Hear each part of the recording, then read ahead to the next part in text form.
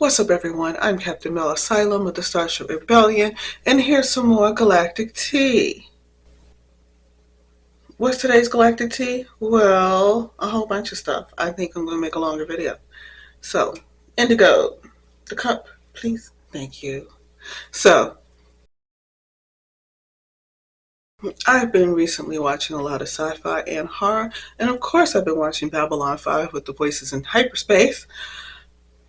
We are in season 3 and things are changing. There are some episodes that aren't so big and dramatic and world changing, but it does changes things for characters. It defines characters.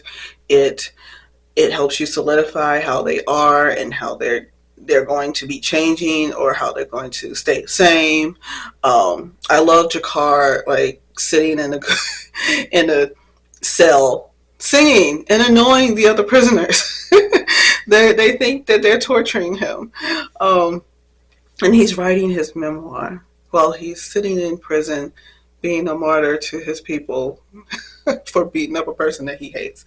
Um, I hate Malari as well, so I'm not mad at Jakar for beating him up.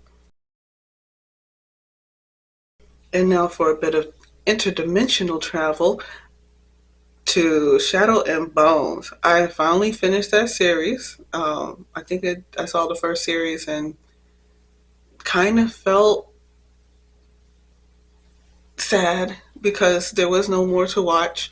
But this time I binge watched both season 1 and 2, and I really love the world building. Of course, I love the steampunk aesthetics.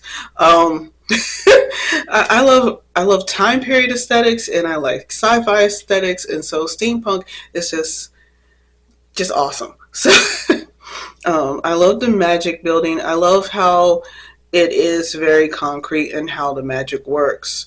Um, it's not so out there with whatever can happen. Oh, it's magic, so we just describe it with its.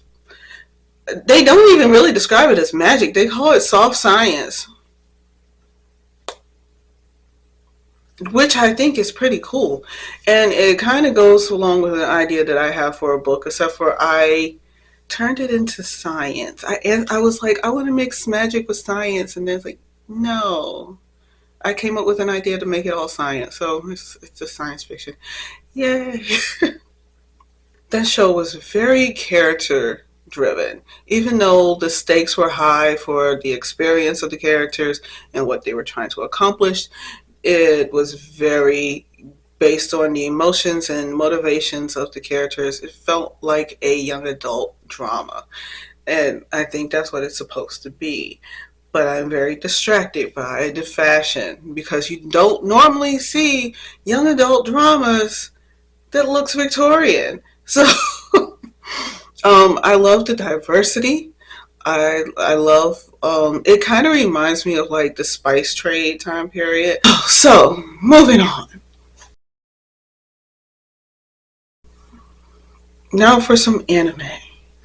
Rama One Half. One of my very first animes. One of. Hello Kitty is obviously my first anime. Used to watch it back when it was a Saturday morning cartoon in the 80s, okay? Because I was a kid in the 80s. Um, Rama was a was it a DVD or a tape? I think it was a cassette. It was a VHS that I saw at a Blockbuster, and I picked it up. And when I was watching it, my mom was like, "What in the world are you watching? Why are you watching this? How could you pick something out like this?" Like, I didn't know what it was. I just thought the animation looked cool, and I thought the storyline was cool. It was very different from something I'd ever seen before.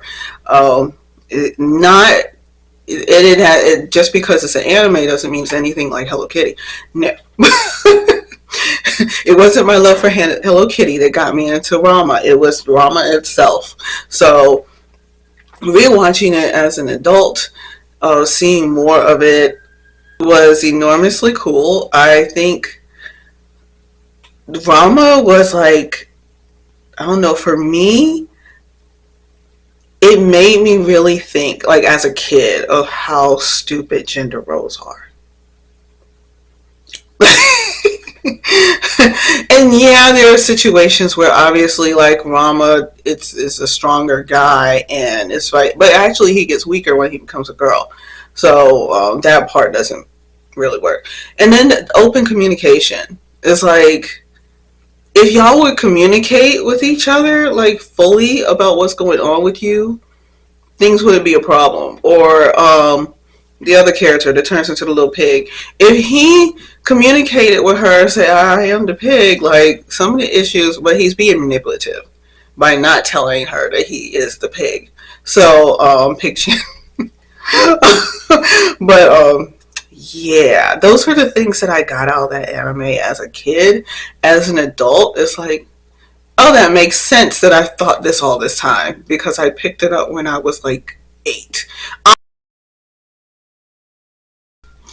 Rebel Moon. I thought Rebel Moon was going to be like this really cool sci-fi adventure with all this exploring of like sci-fi aesthetics, and then the storyline. I got the storyline, and I watched like the first almost hour of the first Rebel Moon, and I don't think it's my cup of tea. I know. If you like it, I think it's well done for what it is. I think it's well done for what it is. It doesn't not make sense, but the story is mostly driven by sex and war. Those are two things that I just can't get with. Of course, you could say that about Shadow, Moon and Shadow, but it was also driven by trauma, by difference, but it was so much more than just war and occasionally having sex. No, I don't think Shadow and Bone is that